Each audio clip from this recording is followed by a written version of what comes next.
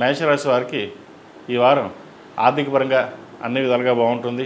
వృత్తి ఉద్యోగాలలో కూడా మంచి మార్పు చోటు చేసుకుంటుంది. అయితే ఈ రాశి వారికి మార్చి 29వ తేదీ నుండి ఏలినాటి శని ప్రారంభం కాబోతుంది కాబట్టి ముందుగా శనికి తైలాభిషేకాలు, అఘోర పాశుపత హోమం చేయించడం చెప్పదగిన విషయం. అలాగే సంతానపరంగా కూడా కొంత దిగులు అనేది ఏర్పడుతుంది. వారి విద్య పట్ల ఎలా చదువుకుంటారు, ఎలా పైకి వస్తారు అన్న ఆలోచన కూడా ఎక్కువగా ఉంటుంది. మీరు ఏమి దిగులు పడాల్సిన అవసరం లేదు. సంతానపరంగా చిన్న చిన్న ఇబ్బందులు ఉన్నా కూడా అవి తొలగిపోతాయి. మంచి ప్రయోజకులు అవుతారు కూడా. వ్యాపార పరంగా మీరు తీసుకునే కొత్త నిర్ణయాలు ఏవైతే ఉన్నాయో ఈ వారం అమలు చేస్తారు. వ్యాపార పరంగా ఈ వారం బాగుందని చెప్పవచ్చు. అయితే ఉద్యోగంలో చిన్న చిన్న మార్పులు చోటు చేసుకునే అవకాశం ఉంది. ఉన్న ఉద్యోగం బదిలీ కానీ లేదా ఉద్యోగంలో తీసేసే పరిస్థితి కానీ గోచరిస్తోంది. ఉద్యోగపరంగా కొన్ని జాగ్రత్తలు తీసుకోవాలి. కోపాన్ని నియంత్రించుకోవాలి. ఎవరు ఎన్ని చెప్పినా ఒక ధోరణిలో కాకుండా నలుగురితో పాటు కలిసి వెళ్ళడం చెప్పదగిన విషయం. అలాగే ఏలినాటి శని ప్రారంభం అవుతున్నప్పుడు, వ్యయంలో రాహు ఉన్నప్పుడు కొన్ని నిర్ణయాలు అనేవి తప్పుడుగా తీసుకునే అవకాశాలు కూడా లేకపోలేదు. కాబట్టి ఏ నిర్ణయాలైనా సరే 1-4 సార్లు ఆలోచించి ముందుకు వెళ్ళండి. అలాగే ఏకాదశంలో శని, శుక్రులు ఉన్నారు. జీవిత భాగస్వామితో చిన్నపాటి మాట పట్టింపులు కూడా వచ్చే అవకాశం ఉంది. కాబట్టి వాటి విషయంలో జాగ్రత్త వహించి ముందుకు వెళ్ళడం చెప్పదగినది. జీవిత భాగస్వామి సలహాలు, సూచనలు తీసుకుని ముందుకెళ్ళినట్లయితే మంచి ఫలితాలు సంప్రాప్తిస్తాయి. విద్యార్థులకు కాలం అనుకూలంగా ఉంది. విదేశీ వ్యవహారాలకు సంబంధించి అనుకూలిస్తాయి. ఏదైనా విదేశీ వ్యవహారాల కోసం ప్రయత్నిస్తున్న వారు కూడా ఈ వారం అనుకూలంగా ఉందని చెప్పచ్చు. విదేశీ విద్యకు సంబంధించి అన్ని విధాలుగా అనుకూలంగా ఉంది.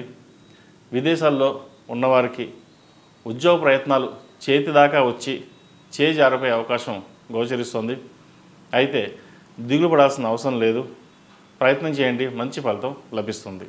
ఈ రాశిలో జన్మించిన స్త్రీలకు వృత్తిపరంగా, వ్యాపారపరంగా అన్ని విధాలుగా బాగుంటుంది. అయితే ఆరోగ్యపరంగా మోకాలు నొప్పులు, పాదాల నొప్పులు, తలకు సంబంధించినవి ఇబ్బంది పెడతాయి. జాగ్రత్త వహించాలి. ఇంటా బయట పేరు ప్రఖ్యాతలు ఇబ్బంది ఉండదు. మంచి గుర్తింపు లభిస్తుంది. జీవిత భాగస్వామితో స్వల్ప విభేదాలు ఉండే అవకాశం ఉంది. వాటిని జాగ్రత్త వహించండి. బంధుమిత్రులతో కలిసి ఆనందంగా గడుపుతారు.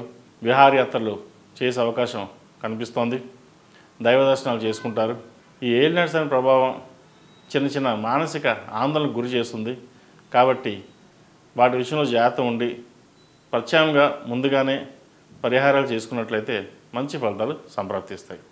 వివాహం కాని వారికి వివాహ ప్రయత్నాలు కొంచెం నిదానంగా జరిగినా మంచి సంబంధం కుదురుతుంది. విదేశాల్లో ఉన్నవారికి ఉద్యోగపరంగా, విద్యపరంగా ఎటువంటి ఆటంకాలు లేకుండా ఉంటాయి. అలాగే బంధువులతో కలిసి విహారయాత్రలు చేయడానికి మంచి సమయం అని కూడా చెప్పవచ్చు. అలాగే సంతానం కోసం ప్రయత్నిస్తున్న వారికి చిన్న చిన్న ఆటంకాలు ఎదురయ్యే అవకాశం గోచరిస్తుంది. కాబట్టి ఆరోగ్యం పట్ల జాగ్రత్త తీసుకుని డాక్టర్ని కన్సల్ట్ చేయడం చెప్పదగిన విషయం. మొత్తం మీద మేషరాశి వారికి గత వారం కంటే ఈ వారం బాగుందనే చెప్పవచ్చు. ఈ రాశివారు ప్రతిరోజు ప్రతినిత్యం ఓం నమో నారాయణ ఒత్తులతో దీపారాధన చేయండి.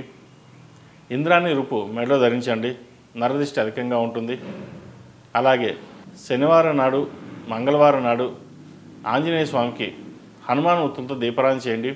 అలాగే ఆంజనేయ స్వామి దర్శనం చేసుకోవడం ఎంతో మేలు జరుగుతుంది.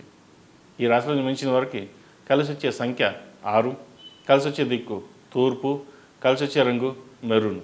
ePoojaStore.in పసుపు కుంకుమ నుంచి దేవతా విగ్రహాల దాకా అన్ని రకాల పూజలు, వ్రతాలు, వివాహం, గృహప్రవేశం, హోమాది శుభకార్యాలకు కావలసిన పూజా సామాగ్రి అంతా ఒక్క క్లిక్తో మీ ఇంటి వద్దకే.